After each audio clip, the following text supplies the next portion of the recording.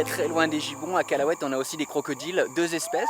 Ici, c'est le faux gavial, un crocodile qui vit principalement dans les rivières jusqu'au cœur de Bornéo. Et l'autre espèce, il y en a un là-bas, c'est le crocodile marin qu'on trouve dans toute l'Asie du Sud-Est jusqu'en Australie. Alors l'histoire de ces crocodiles, pour la plupart, ils sont rentrés en conflit avec les humains. Certains ont été capturés dans des filets, d'autres se sont attaqués à des villageois. Donc le but de Calahuète, c'est de leur donner une deuxième chance et surtout essayer que les autorités nous autorisent à les relâcher. Puisqu'effectivement, pour ces crocodiles, surtout d'eau douce, ces faux gavials, en fait, il y aurait très peu de risques de les relâcher. Ce sont des crocodiles qui mangent principalement du poisson, mais pour le moment, les autorités ne nous y autorisent pas.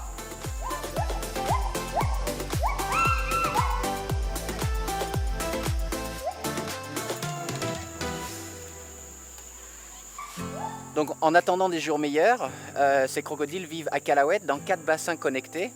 Je garde espoir parce que dans le passé, on a pu relâcher des crocodiles dans la nature. Donc j'espère vraiment pouvoir un jour au moins relâcher tous les faux gavials.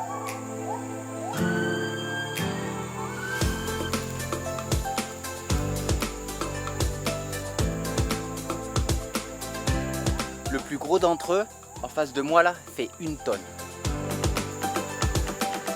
On a placé des plantes aquatiques à la surface de tous les bassins pour réguler la qualité et la température de l'eau.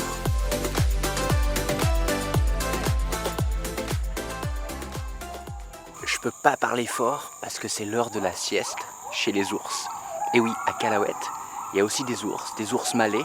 Et à Bornéo, ce sont les plus petits ours au monde parce qu'ils sont en fait très arboricoles.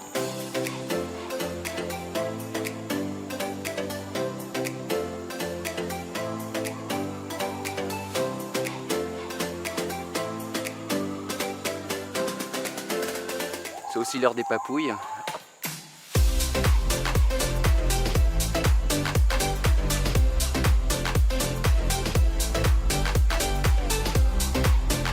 Dans la nature, ce ne sont pas du tout des animaux sociaux.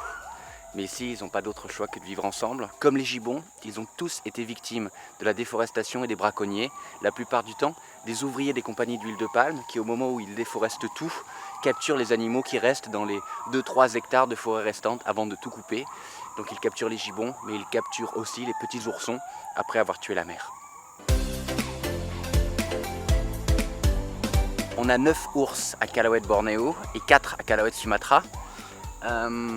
Ici, en face de moi, c'est un groupe de femelles. Ils sont tous dans 3 enclos connectés, ce qui nous permet de séparer les mâles lorsqu'ils posent souci. Malheureusement, c'est très dur de les relâcher dans la nature. Ils ont été imprégnés par l'homme. Ils doivent se contenter d'une vie dans un sanctuaire comme ici.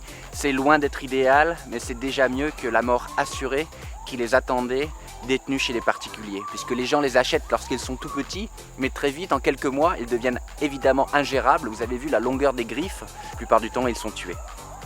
Donc Calahuète, oui, il y a des gibbons, il y a des crocos et il y a des ours.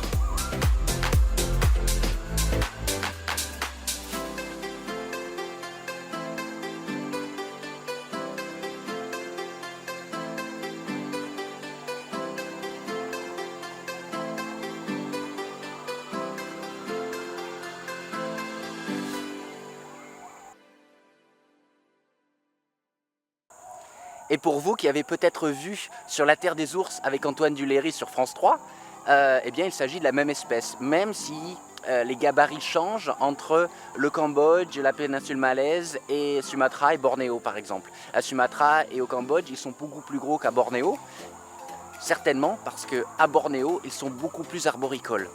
Mais il s'agit aussi des ours malais ou ours des cocotiers.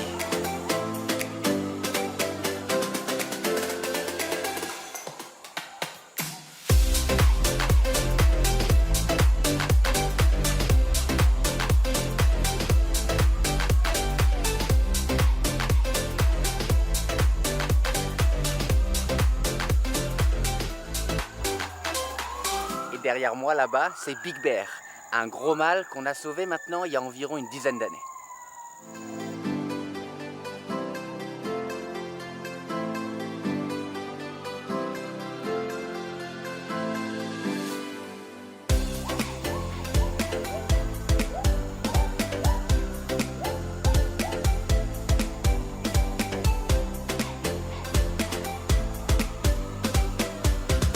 voilà Big Bear.